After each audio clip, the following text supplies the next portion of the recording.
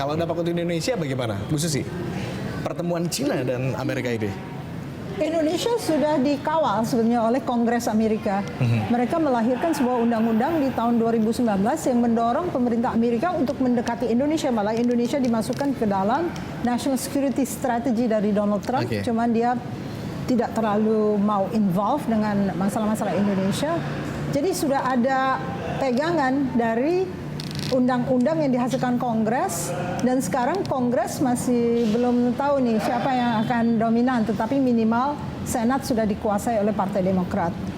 Karena undang-undang itu masih berlaku, tentunya kalau misalnya House of Representatives diduduki oleh Partai Republik, mereka tidak bisa melakukan apa-apa sampai tenggat waktu undang-undang itu berakhir.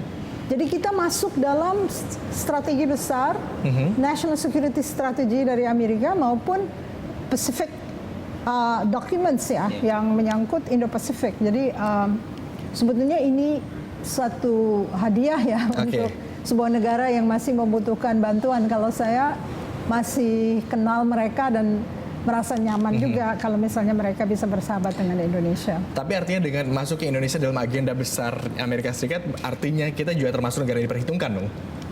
Diperhitungkan, tapi juga tidak dipaksa. Jadi Amerika tahu ya, kita menolak misalnya Poseidon ditaruh di Natuna, kita menolak. Ada Chips Alliance, kita menolak. Tapi kan nggak dimarahin. Maksudnya artinya kita sudah dianggap sebagai strategic partner.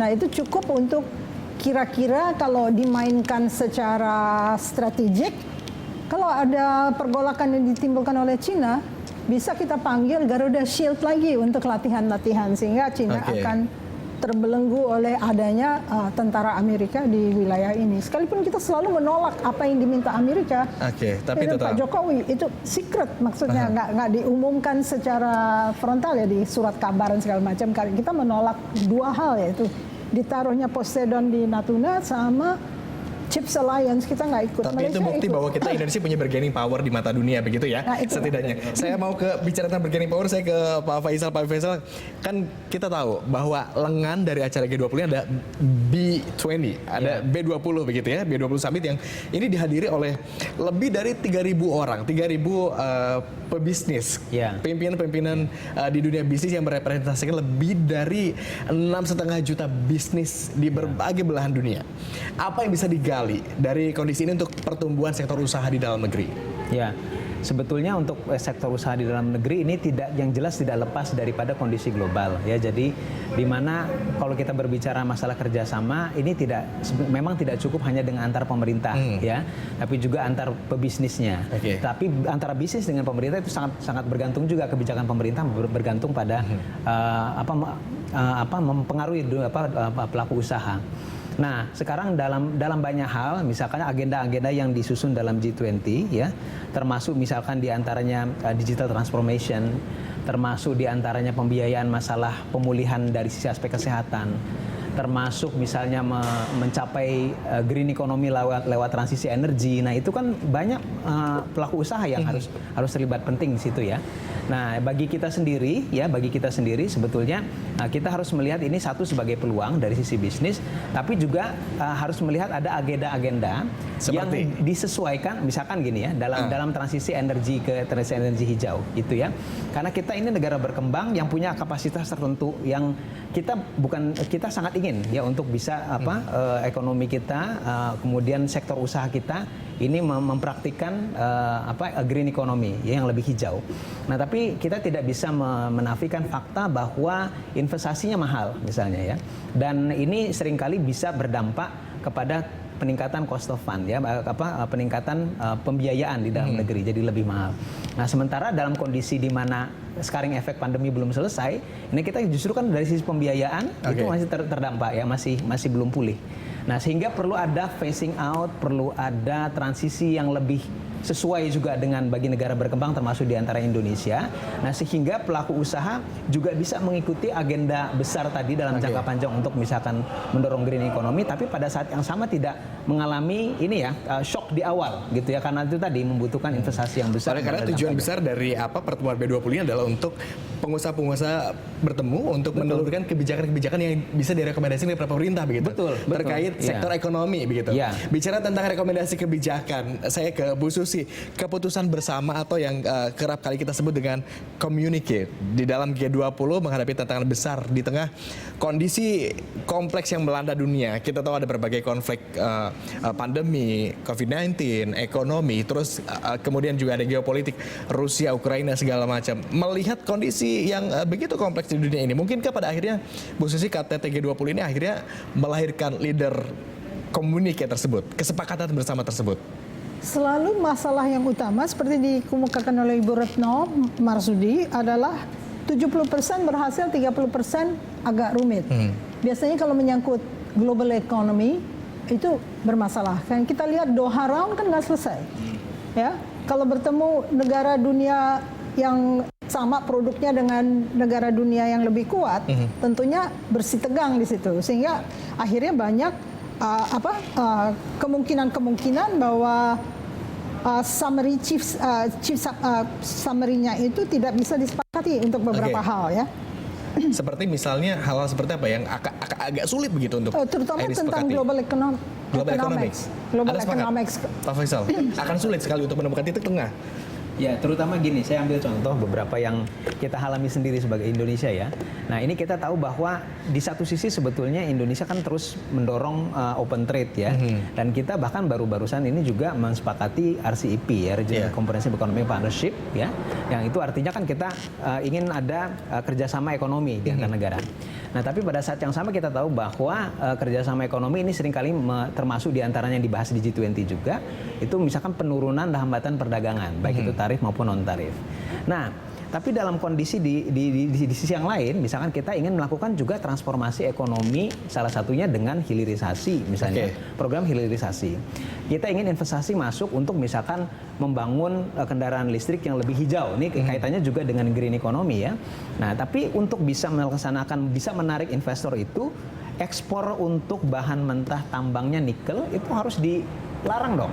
Kalau nggak ada mau investor nggak akan masuk. Artinya harus sinkron antara regulasi dan betul, harus sinkron satu. Tapi pada saat yang sama melarang ekspor itu kan berarti dianggap sebagai tidak meningkatkan trade barriers kan. Nah, ini jadi harus ditinjau ulang memang ya. Jadi antara kebutuhan kita memang pengen transformasi ekonomi, tapi itu tidak akan bisa tercapai kalau kita secara buta, blatant gitu untuk mengikuti dengan konsepnya open trade secara yang selama ini didorong di dunia, di global ya. Saya kembali ke Bu Susi kalau begitu. Bu Susi, apa yang bisa kita akselerasi untuk kemungkinan mendapatkan poin-poin yang 70% supaya bisa lebih tinggi lagi tadi? 70% keberhasilannya ya, kesepakatan bersama tadi. Saya orang universitas ya. Jadi tujuan saya adalah menggaungkan suara universitas jangan ditinggalkan. Harus diberi dana supaya guru-gurunya itu hidup sejahtera sehingga dia bisa menghasilkan usulan-usulan yang menohok gitu ya. Karena rekomendasi kebijakan yang juga bisa dipertimbangkan gitu. Yang menyambut baik. Nah, sekarang juga masalah utama dari akademisi adalah dia tidak mempunyai ruang untuk mencari data empirik untuk masuk ke lembaga-lembaga pemerintahan. Lebih sulit menjadi orang kulit coklat yang sama-sama dengan mereka untuk masuk untuk mempelajari sesuatu. Padahal sebetulnya bagaimana Anda menghasilkan ilmu kalau dimensi empiriknya itu tidak terjangkau. Kalau di Amerika kan ada Freedom of Information Act. Anda tinggal masukkan Freedom of Information Act, Exxon aja harus mengeluarkan data. Di sini? Di sini masuk aja nggak boleh. Anda tadi juga menyinggung dana universitas atau dana dari perguruan tinggi. Memang sejauh yang ada di Indonesia saat ini masih dirasa kurang sekali atau seperti apa?